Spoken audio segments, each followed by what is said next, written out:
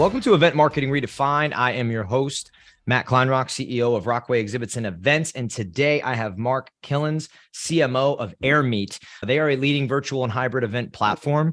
Mark, thanks for being here. Thanks for having me, Matt. Super excited about this conversation. I cannot wait.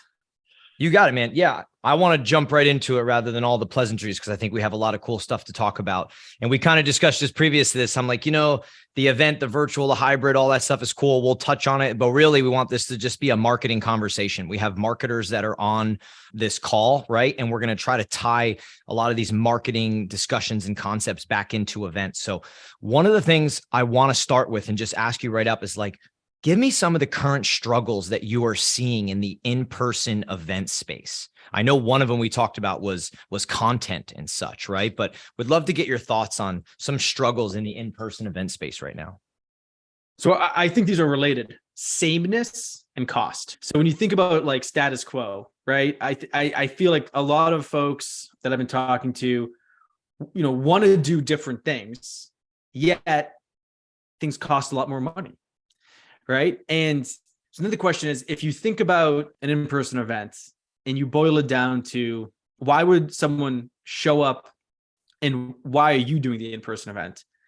I think marketers have to take a much harder look at those two things than ever before. And I'll give you some examples. The days of being able to count on a lot of people to come to an in-person event of over, say, 100 people in size and have a high show rate, if you're giving away a lot of free tickets or tickets at a pretty low cost, are kind of gone. From what I heard, that happened last year. I mean, there's people have shown up, but the show rates are lower. The shift that people are trying to make now is, how do I get the right audience to the right type of event with the right experience and make it feel different? I always say, Matt, different is better than better. So I think that's a big struggle. So like, your costs are going up. You don't want to do the same thing, but how do you do the same? How do you not do a similar thing or a thing that's watered down when your cost is going up? I think you got to be more focused. You got to be really aligned to your sales team. And I'll let you chime in after this with how you want to try to get the event to be a success. What I did at my past company at Drift, we did a lot of events. We did, I think, 10,000 people in 2019 came to our in-person hosted events between SF, Boston, London, huge events. The issue that we ran into in 2018, and we were still a pretty early stage company, we were not fully aligned with sales. So yeah, we saw some great events, some good success. But if we try to run that same playbook now, we would be so, annihilated by our CFO because they just didn't get the ROI that we expected. So yeah. No, I love the two things you said there.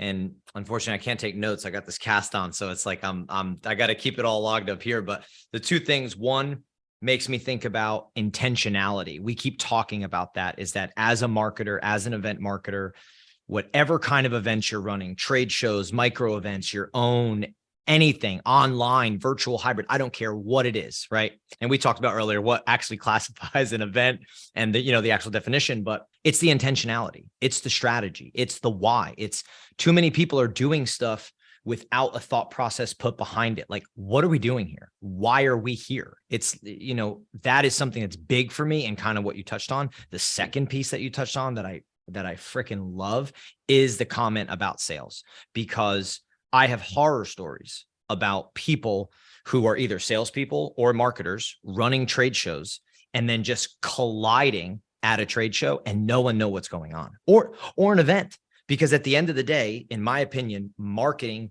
tees up sales to slam dunk it. Essentially, they both need each other, right? They complement each other. So having them strategizing together and working together in seeking event success, to me, I think is radically underrated and something that should probably be discussed more, honestly. So we pull salespeople in, leadership, and just account executives when we start planning the event from day one. No exaggeration. That's what we did at Drift after 2019. That's what we do at Airmeet now. So if you haven't considered that, that's like a pro tip you can take away right now. Like, as we build the event brief, we have at least some sales representation, or if it's more of a customer team, customer success event, we have customer success folks within that event planning process.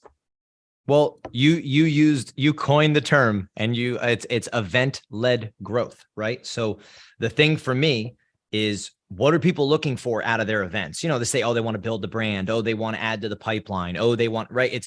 It all becomes revenue driven activities, which also partners with sales. So like, I'll give you another good example of what you're saying, how you added sales immediately. We are going to a trade show. We are exhibiting.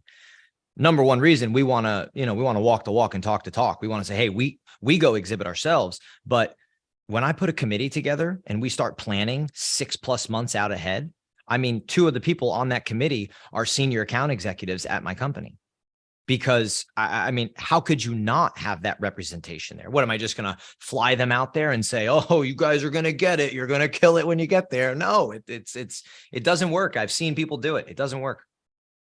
Well, you need them because you got to, at the end of the day today, our philosophy is that you got to put the attendee at the center of the event experience. And who's closest to customers and potential customers these days? It's sales and customer success folks on your team. Marketers can be close, but the people that are having the one-to-one relationships, the people that are talking to those folks in all sorts of settings, have so much more intimate knowledge and can give you pieces of feedback that can make the event experience a lot better, including just like the pre-event, the promotion, the follow-up, all of it, right? So it's like, it has to be a unified approach. And it helps with getting more people internally. If you're more at a B2B business, getting more people internally to beat the drum of, we need this event. So when, CFOs or whatever come to you, it's like, why are we still spending so much money? Not just marketing is saying it, as sales and maybe the customer success team is saying, or even the product team. No, you don't understand. We really need to do this. We're all aligned. This is who we're going after. This is a simple framework for everyone. Who we're going after, why are we doing the event, and why would they show up? What type of event do we need to put on, and how do we design the run a show to achieve the why for the audience, the who? So the who, the why, the what, the how. And that's where I think about event planning. I think that's a really good breakdown. You did that quickly. So maybe we'll go back to it in a second. It makes me think a couple things, right? Is, again, that touches to me on the intentionality, right? Having that sales combined into what you're doing and making the attendee the center of what's going on, right? So run through that again, because I think the piece that you just said there, it is very similar to a framework that we use when we are engaging prospects on our side, or our customers when they want to exhibit at a trade show, when they want to run their own micro event, when they want to do a brand activation. We take them through a very similar framework. So I'd love to have you run through that again really quickly, because I think it would be super valuable to everybody on this. Absolutely. So it starts with who, just audience definition. And as specific as you can get too. You might have one broad audience and you segment that audience. Like, I was very involved in inbound events at HubSpot. It's their flagship marketing event in Boston. Who's been to inbound? It's a good example of like a marketing trade show event. Boston Convention Center, it's now spread out. It's a huge online thing too. They got like 40,000 people online. So it's definitely like, both in person and online. But anyway, I digress. Like, inbound, we were trying to cater to very many different audiences, HubSpot partners, VIPs, press, and analysts, right? So we design different sub audiences for the who. So depending, again, what size the event is, what how big it is, get specific though. The biggest piece of advice, Matt, is specificity in the who. Then the why. People typically miss one part of the why. They either focus too much on why would people sign up, show up, and engage, or they miss why is the business doing the event, right? So, and you need both. You need both sides. Okay. I want to jump in real quick. One of the things that we always ask on this, as you're talking about it, because I love it, is we ask our customer all the time. We'll say about the who, right? We call it the customer. We want the full rundown and everything. But then typically where they get tripped up when we ask is we say, do you know why your customer, let's just use a trade show as an example. Do you know why your customer's there? Because every trade show, every event, people go for different reasons. Some go for purely education. Some are going to look at products, and every show has its own little like hook per se. And if you don't understand that hook and you are not dialed into your customer, you can be tone deaf in the way you set up experience and engagement. Sorry, go ahead, keep going. No. It's goes back to, maybe asking that upon registration. So you could do some segmentation on that, or asking the sales team, or even asking it pre-registration. I've seen a best practice where people actually send out, inbound has done this in the past, going back to inbound. They after the event of last year, they would send a survey out and use a lot of that data, right? And they might even ask it now during the event itself, especially with a lot of online events. But I digress. Like, what is the ultimate reason why that individual person, and then you sum all those up, and yeah, 100%. But you need both sides of the coin for why. So you get the who, you get the why, then it's what type of event. And this might be like, well, what do you mean what type of event? But like, you have to ask yourself, like, are we trying, and also the what includes what is the budget? So it's what type of event, what is the budget? Super, as we all know, like you have to kind of map those together, right? So you think about like, well, I want this to be a small, intimate event, but we only have $50,000. So that means into the fourth part of the framework, the how we're going to design the run of show or the Q to Q or, what the agenda is going to be dictated a little bit, because we want to have this many people and we want to have this type of experience, this type of event experience, but we only have $50,000. So how do we design this? Like, it dictates your speakers, maybe it dictates the experience. Yeah, you got to max it. Yep. All that stuff. And then the last two pieces are pretty simple. Like, when is it and where is it? The where, though, can be a little bit more complicated today, because the where is like, is it in person? Then like, where is it in person? And we can dissect how to do that these days with data. But like, online if it's online, then that's a whole other can of worms. Mm-hmm. Yeah. I think this is a super good segue for something I want to ask you, which is essentially, how do you build connection and relationship with people these days versus 3 years ago? Right. And we were broaching this slightly in, I don't want to talk about the pandemic because I can't stand people that dwell on the pandemic. But what I want to say about that is what we were saying was the pandemic just pushed everybody off the ledge. It said like, things are going this direction, right? The catalyst, the change of the pandemic was going that way. But I think with everything we're talking about with the who, the what, the why, the where, all these things you're telling event marketers you got to know. At the end of the day, people do want to build connection, right? They are looking for relationship. They do want to fill pipeline, move pipeline. I mean, all these different things. So how do you build and how do you get those relationships these days versus 3 years ago? What are some of the differences that you're seeing? Could I pull up a slide? Yeah. Here's this slide. This is interesting. So this was, again, not so much COVID. COVID just accelerated this, but I can give you a personal example on everyone. When you look at this slide, think about yourself or your family. So my old way, I went into the office. I was commuting to Boston every single day. I mostly went to in-person events. I did things mostly in my local community. Sporting events. I did obviously those. I love the Bruins and the Patriots. Actually, I'm a Bruins season ticket holder, so I still do that. I went to the gym every day. Don't have a gym pass anymore. We'll get to that. And actually never was a big movie person, so I haven't gone to theaters really. But if you think about the new way, right? I still do some of those things, albeit most of those are greatly reduced or completely gone. For me, I don't go to an office anymore, at least for my last 2 jobs, Drift and Airmeet. I engage way more in digital communities. I participate in a few social live streams, a lot more virtual events. Haven't checked out too much metaverse yet. No esports yet. I do workouts at my home online. I don't go to the gym anymore. And I actually haven't checked out a digital concert, but I'm keen. And if you actually map this, and some companies like McKinsey and others have done this, Matt, if you map this to age demographic, Gen Z versus millennials versus baby boomers, it becomes way more interesting and actionable. So the thing I'll leave you with as you ask this question is, when you think about the who, think about the age demographic as well. Most event organizers don't focus on that enough, right? If I was doing an event for Gen Z, I'd be promoting the heck out of that event on TikTok. I would. I wouldn't. Yes, you would. No, you 100% would. Yeah. So anyway, just some thoughts to think about. I'll pause there. Yeah. No, I think it's interesting because, like we're saying, things did get accelerated, right? And what I find fascinating is, yes, a lot of this virtual at home.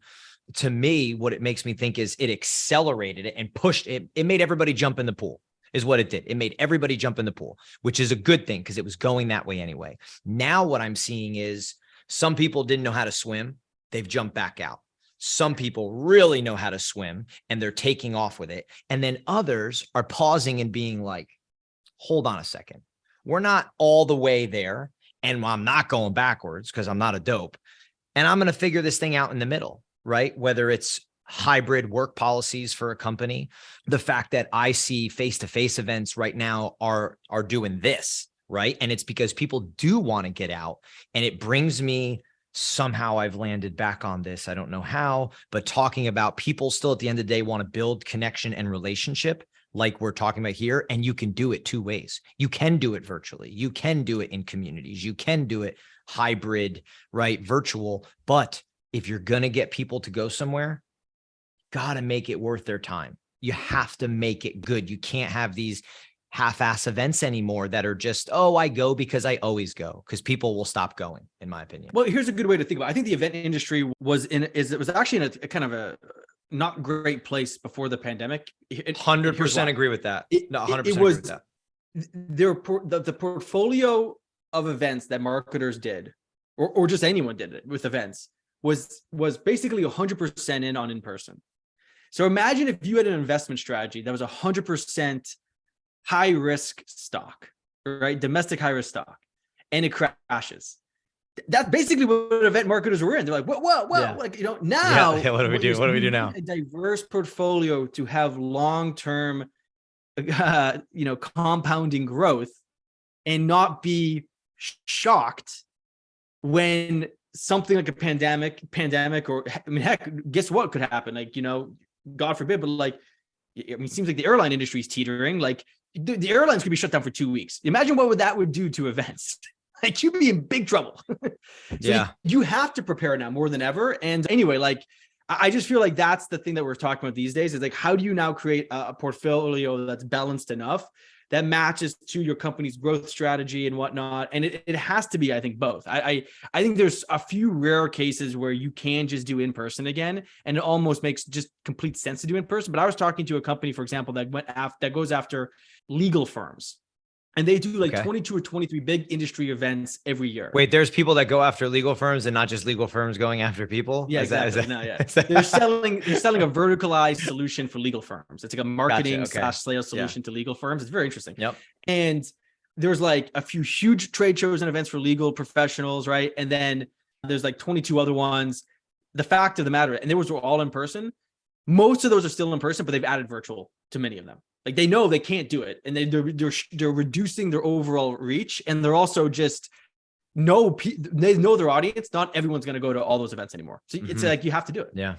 Would you say, just based on us kind of walking through this, would you say it's probably smart for a lot of event marketers, companies, CMOs, CEOs, whoever, right? These brands that are marketing themselves at events, we'll say.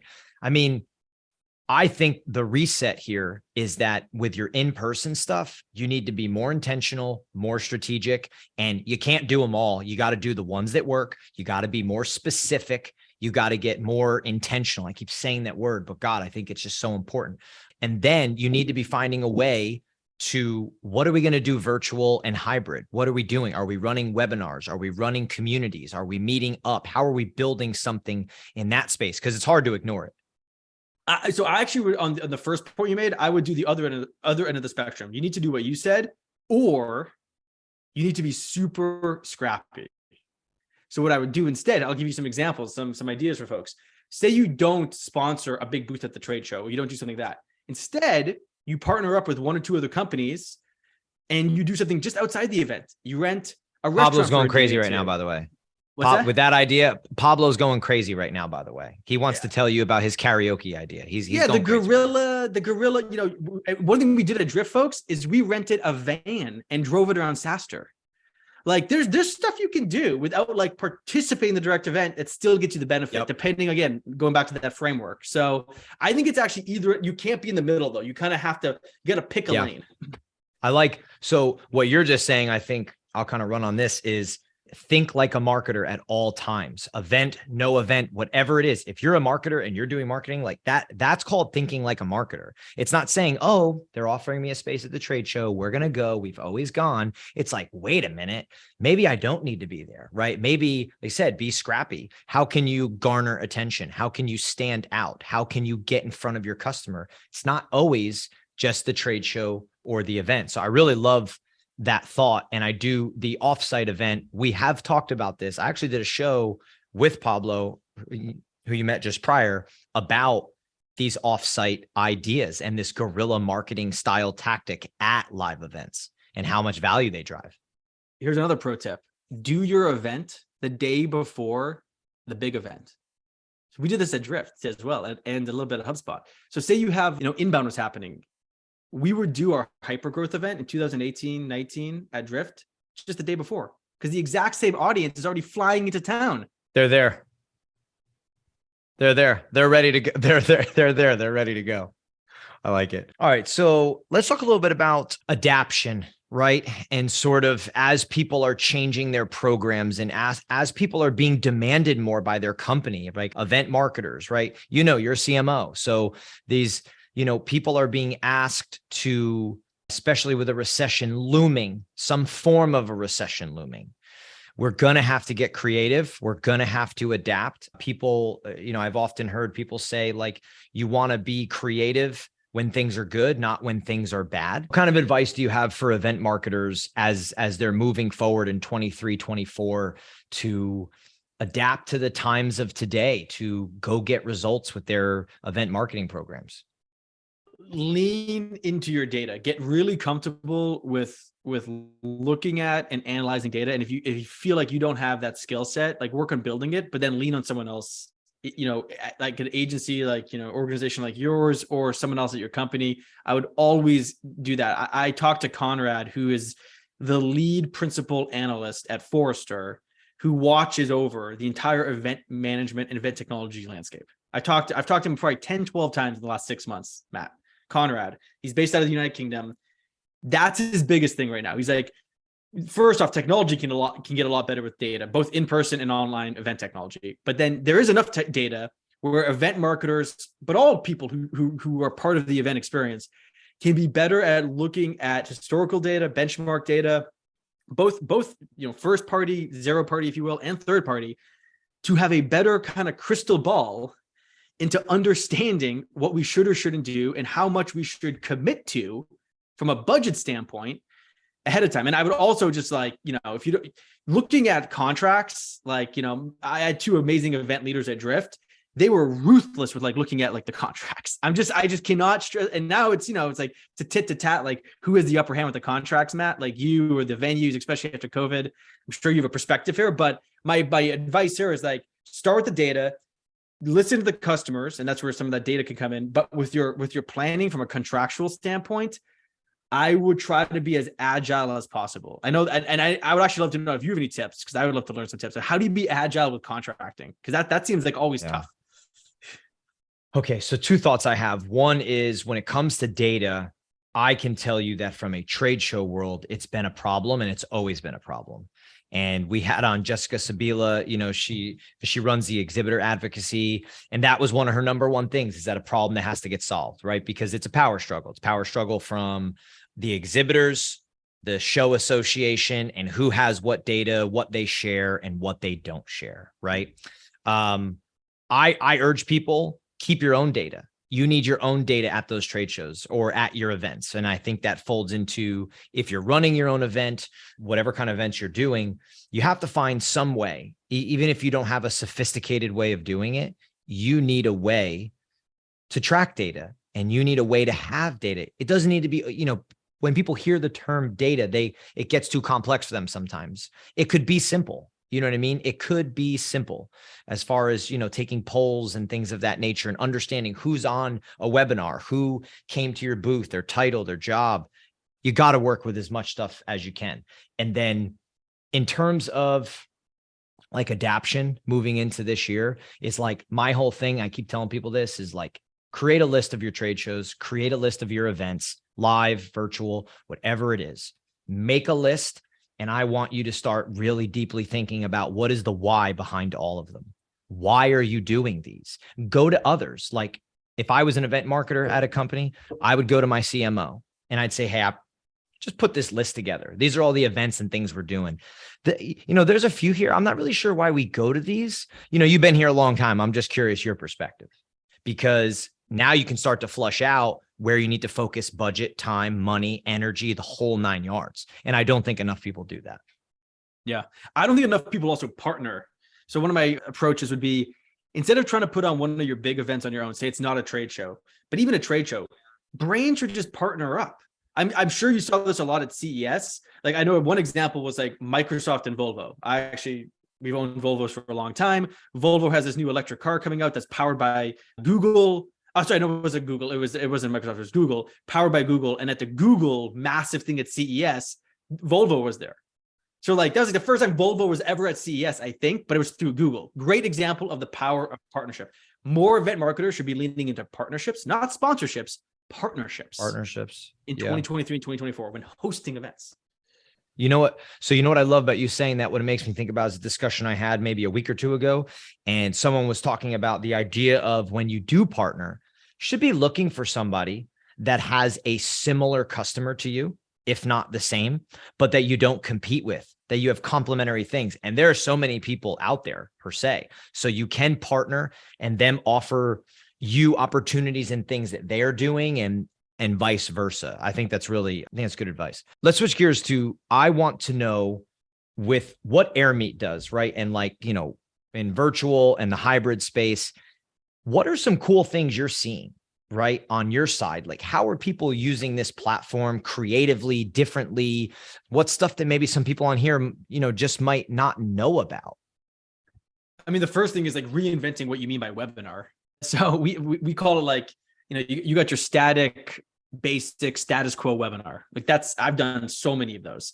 I hopefully never do one again. Like it's now it's like, how do you create a premium webinar and one in which you put the attendee at the center? So for us, it's all about teaching people, a lot of education. How do you create dynamic, either kind of like a TV show? And you think about a TV show, what happens during a TV show?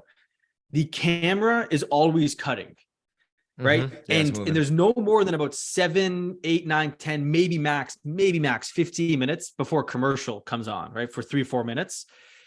There's this very dynamic, fast moving nature. Webinars in the past have not been like that. They're slow moving slides, 1 or 2 people, halftime recorded. Like we're just trying to just help people change all that because we feel like webinars are super valuable, especially when you do them in partnership with other companies. And when you use the right technology to engage the audience. And like right now, like I'm like, you know, we're using Zoom. Like, obviously I think Zoom is like, you know, just like basic status quo webinar. I think like for, you know, a good webinar should showcase your brand, should showcase how attendees can meet each other. Like a good webinar, for example, like you folks listening, you know, in a premium webinar experience, you would be able to have one-to-one conversations as Matt and I are chatting right now. You would be able to book meetings with one another in the webinar platform. You would be able to check out resources and documents as we talk. And we would be able to track all that data, you know, other than like your personal stuff that you do together. Yeah. But like, I just think it's all about like elevating the experience. So like 30 minutes, maybe 60-minute events online, Matt. It's short, it's punchy, it's changing things every 2 to 3, 7, you know, 3, 6, 7 minutes. And like, look at this conversation. I don't think neither of us have talked for more than 2 minutes. If we do, it's a big problem. Yeah, no, it's good. I'm interested in, I love the idea. It's like adding a little bit of production to what you do, right? Like it's about adding a little bit of movement, energy. Cause you know, you can get burnt out on these things. You can get burnt out from being on so many of them.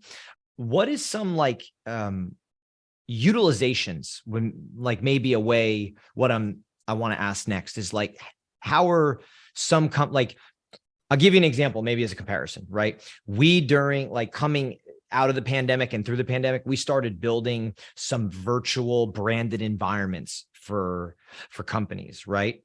And people really didn't understand them until really the way to describe them is that they're a sales and marketing tool. Essentially, we're building you a virtual sales and marketing tool, okay? And one of the applications was we had a company come to us, big company, and they were like, we want to create a virtual environment that we use to help us staff, help us recruit for our company. So not in a normal way at all, but it's an application, right? It's saying they're using it. They're using this creatively, in my opinion. So I'm just curious from Airmeet standpoint, is there any methods you're seeing or ways that you think event marketers are using your platform creatively that might spark some ideas for people here? Well, I think what you're describing is virtual rooms or virtual spaces. That isn't just this video thing or one way. Like right now, this is kind of one way. We're just talking at people, the people that are on. Thank you for listening. And you know, again, if you have questions, comments, you know, I don't think you can do this in we might be able to do this in Zoom. If you want to come off and go on camera and go off mute, we could do that in Airmeet. But as an example, like what you want to do is create a two-way dialogue with the audience, even more so than a TV show, right? I think one of the best examples of this, and we'll get back to the virtual spaces and rooms in a second, is like if you watch football, and I bet there's other examples that folks can chime in on the chat, but if you watch football every Monday night, Eli and Peyton Manning are I love it. Doing an event about an event. Yeah. Right. It is. That's what we're doing here, my friend.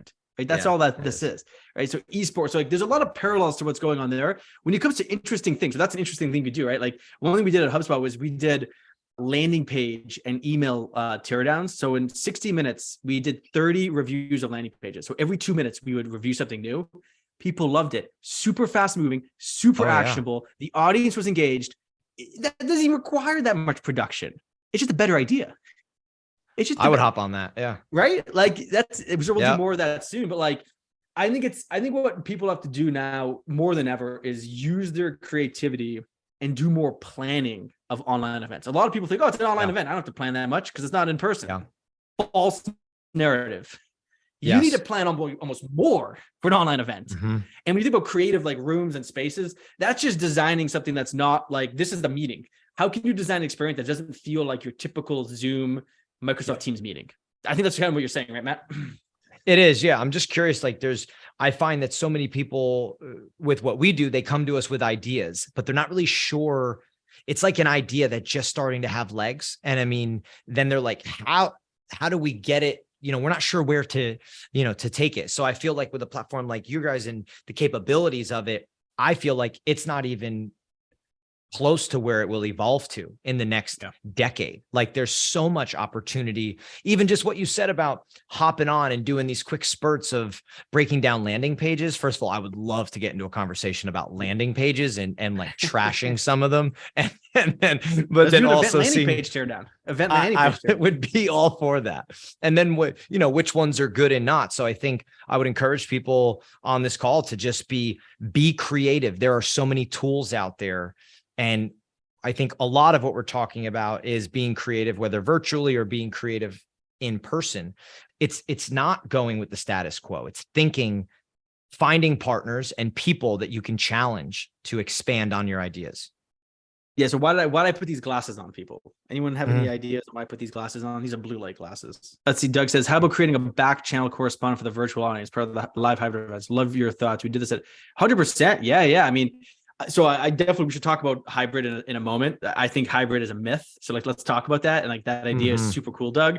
The reason I put the glasses on, it goes to your question, Matt, is this is one of these things, these glasses are one of the only things that we put on our bodies in a physical sense that is yet to be disrupted by technology. That day will come. Yeah. It's inevitable. Yeah. So once AR, VR, metaverse stuff is just like, oh, I'm gonna put on my glasses and experience that. Yeah, different. Game over, my friend. That's so I just feel like the hardware. My point is the hardware has to catch up to the software, right? And it's kind of like mobile phones, right? Like think about AOL Instant Messenger. Awesome technology. Way too early. I used it in 1997, 98, and 99. And why? Because you still had to be at home to message people. The whole point of easy messaging is to be on the go. What hardware disrupted that? The smartphone. You had to go back. You had to go back to your house. You had to go back to the computer. It's a great example, right? So just look at what I try to do is I look at like secular trends, not even technology-based trends that are going on in the world. And this big thing that we've talked about at the beginning, which is the redistribution of how people work and where people work, which means how they sell and how they connect. That's a massive thing that will continue to kind of pan itself out and evolve. And event marketers have got to stay close to that because that's ultimately what we're talking about here. Yeah. And it brings me to something I once heard Tom Billow say. I don't know if everybody knows who he is, but he says like, hey, look, like one of my principal thinking is that like technology doesn't go backwards. It may be slower than you want getting where it's going, but once it gains a little bit of momentum, it's not going the other direction. So thinking how you can capitalize on it, I think is important. You said just prior that hybrid is a myth. And I know, yeah, I know you want to talk about this. And it's great that we got a question. I think it was Doug. So let's talk about hybrid being a myth and your thoughts on that. And then I would encourage anybody, hey, if you have questions, throw them in the Q&A, throw them in the chat. And I mean, ask away. We're an open book, whatever you want. But go ahead. Hybrid is a myth. I'd love to hear this. Yeah, so I think with Doug, let me know if I'm getting this right. But basically, you had a host for the audience that was like the virtual audience for like one of your hybrid events. So I think that's exactly what you need to do. So first off, the way I think about a hybrid event is it's two events, because there's an audience in person, there's an audience online. And if you think about that, and those two audiences, yes, might be similar from a demographic, firmographic, ICP, blah, blah, blah, persona standpoint. But the way in which they're actually experiencing the event from their five senses, dramatically different. So I don't know. I just don't know from that point of view, Matt, how you could say hybrid is one event when it has to be two events during the same time. Disagree, agree. And so like we can unpack this and talk about best practices that I think people should do, like the two host thing, right? And, but like hybrid, I don't know, man. I don't know. I like what you're saying. It resonates with me. A few weeks back, I had Debbie Kemp on, right? She's the senior, I don't want to mess up her title. It's a cool title, senior brand experience manager for Canon Medical. And we talked a little bit about, virtual, because she has done some virtual stuff. She didn't say that hybrid's a myth, but in a way she did. She said exactly what you just said. So when I start hearing multiple smart people say the same thing, I typically start to latch onto it and say, okay, like I'm thinking about this. And what she was saying is they're two totally different experiences. Saying hybrid is connecting them. Yes, you may be connecting them to a point, to an event, to a time frame, to something, but for people listening, you have to create two different events. You have to create two different sets of content. You said sensories, right? Like I could not agree more with that. So yes, I completely agree. And I think I would encourage people to think of them as two separate things.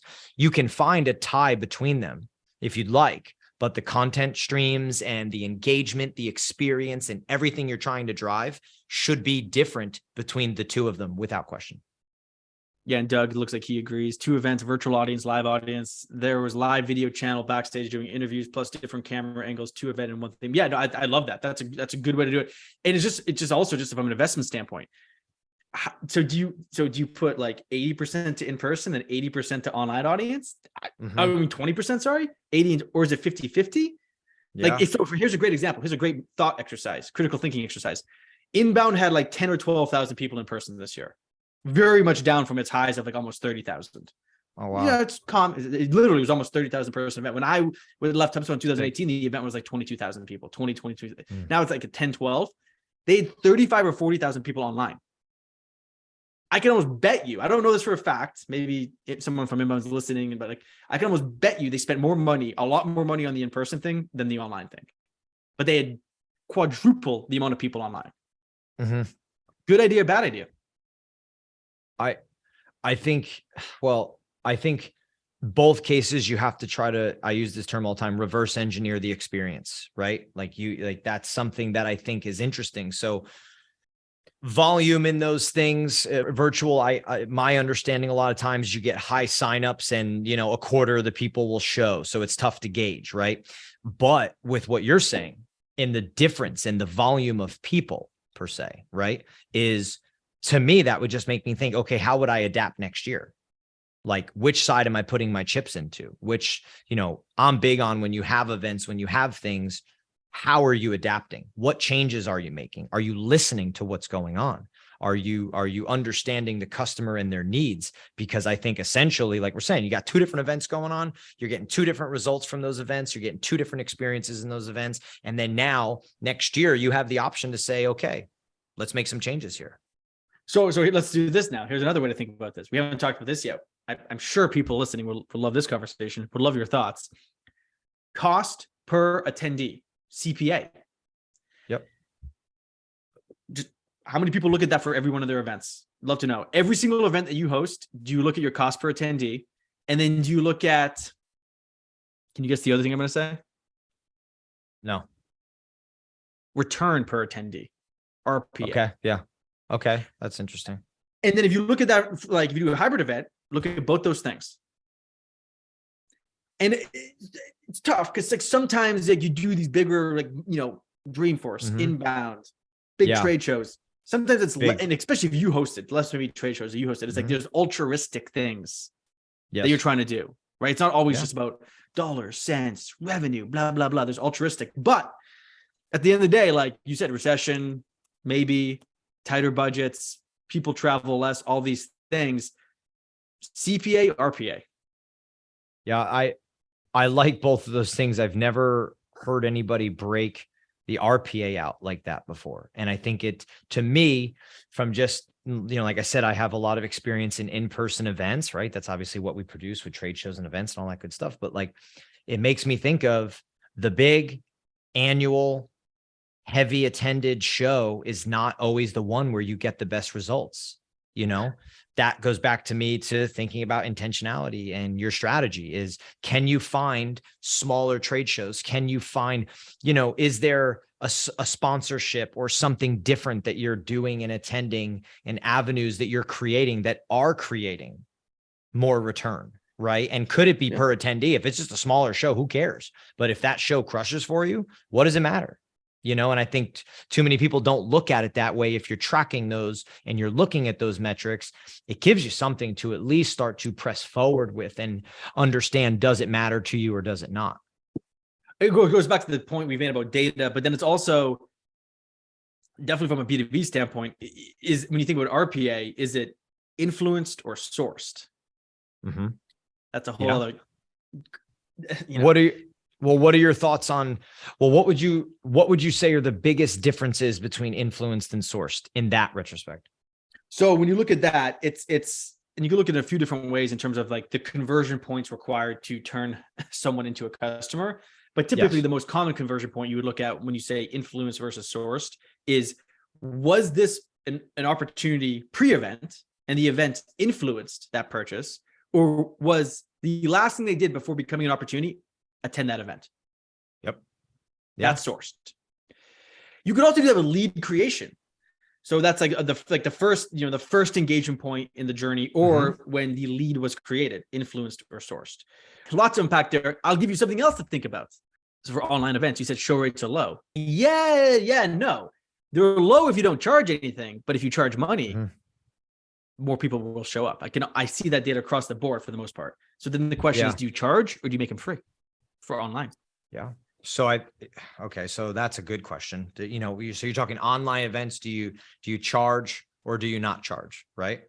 Yep. So the first thing I would ask myself is, I'm thinking, how value driven is this event? Because I think too often people make events just to make events and they don't really put any true value behind it. So essentially you could charge one time, you'll never be able to charge again. And I think that's true for in-person as much as it is virtual. So my thought on is, yes, you should be charging, right? Maybe something small, maybe something nominal, right? That's simple. But that in essence gives it a little bit of exclusivity. It gives it a little bit of commitment. It gives it a little bit of like skin in the game. I wouldn't charge some astronomical thing, because I think you're turning too many people away. And in a day and age where giving away content and giving away information is a marketing path to delivering ROI, I think it could be something small, committal. But I would still say, you gotta walk the walk there. You got to deliver enough value that you could run this again. Am I going to pay twice? It's like a restaurant. I'll go once, no problem. I'll go. You're going to get me back twice. You got to nail it the second, the third, the fourth. So that's how I think with you saying that. I don't know why that's where my brain goes, but that's how I would be thinking is, pay or not pay. I think you probably should a little bit.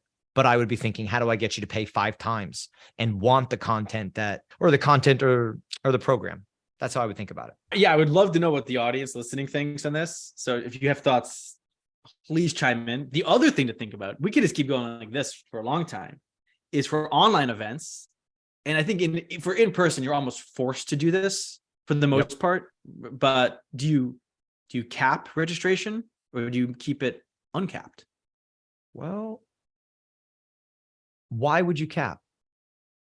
What would be a reason for capping?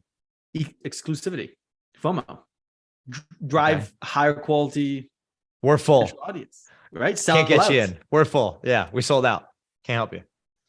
FOMO. You could not have a captain tell people it's sold out, but then It's you're still one of the, captain. yeah, you definitely could do that. Yeah. Yeah. A principle of influence from Robert Cialdini, who spoke at one of Mhm. our events. We actually did an event in Miami right before I left Drift. It was our first big in-person event. And he spoke at that event.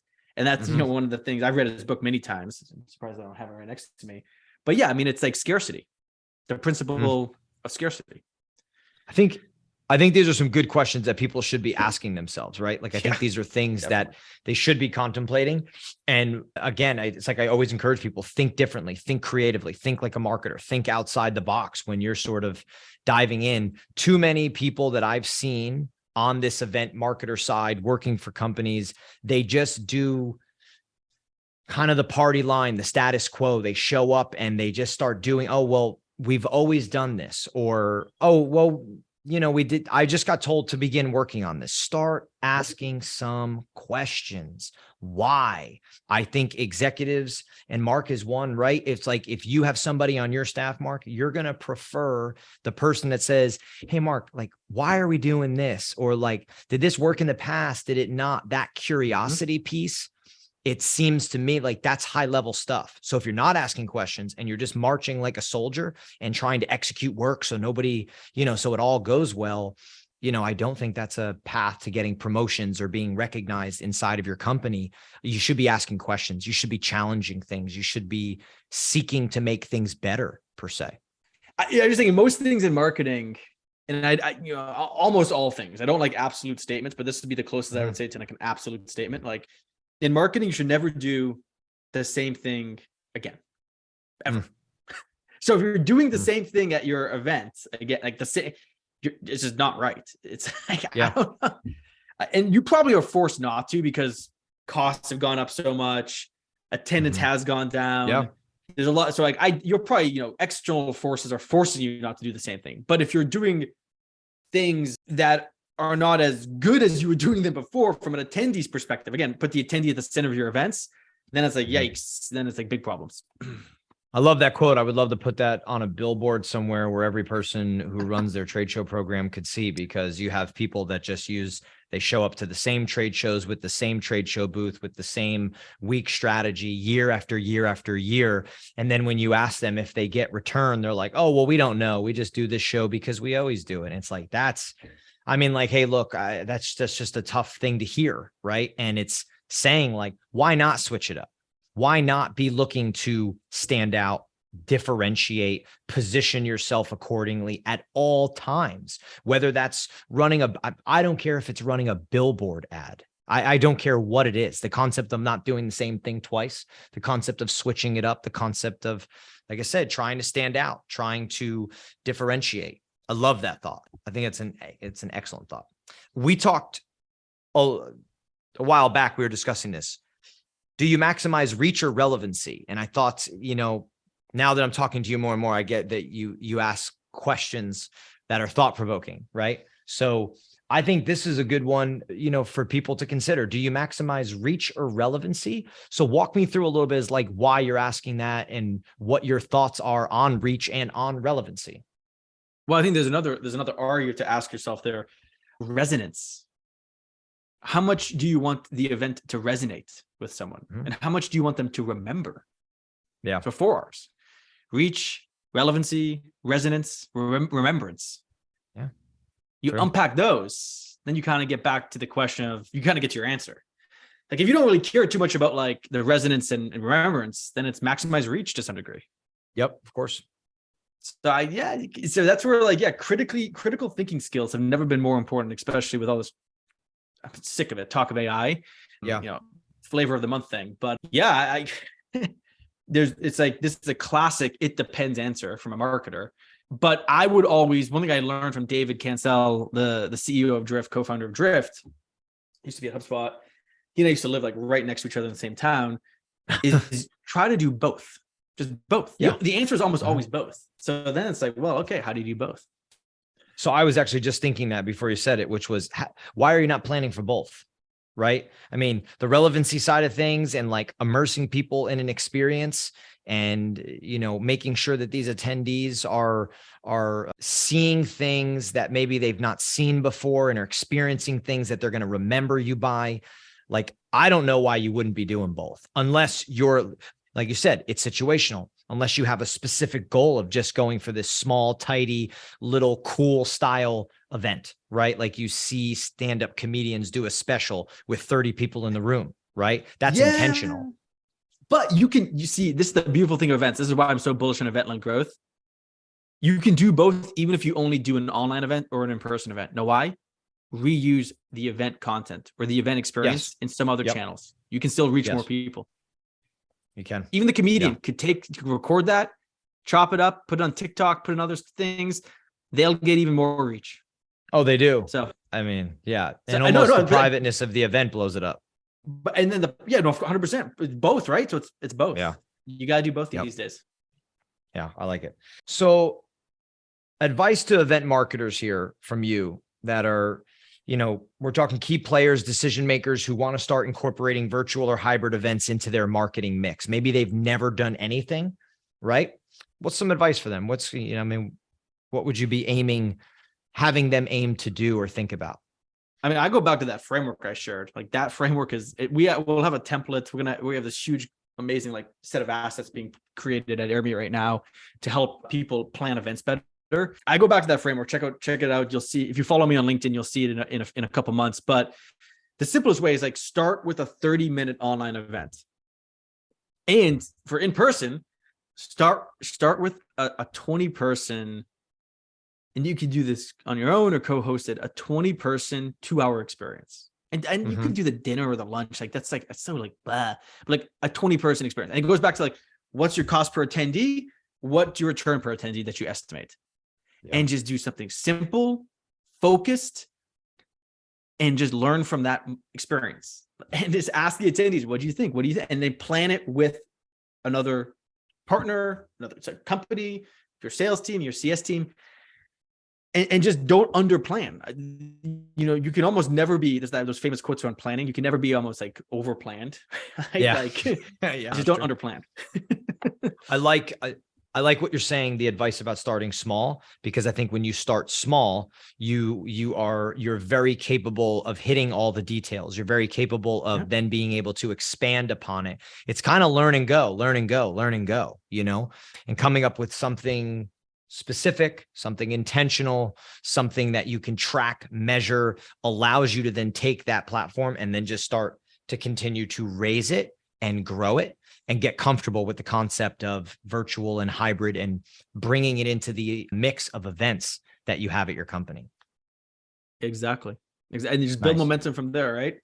The first time doing anything is always the hardest. Yes, that's true. Just know that and then just build from that. Nice. I'm curious, just from a marketing standpoint, right? From a CMO standpoint here, what are some things you're seeing for 2023? What's things to look for, watch out for? What are some kind of thoughts that you're having?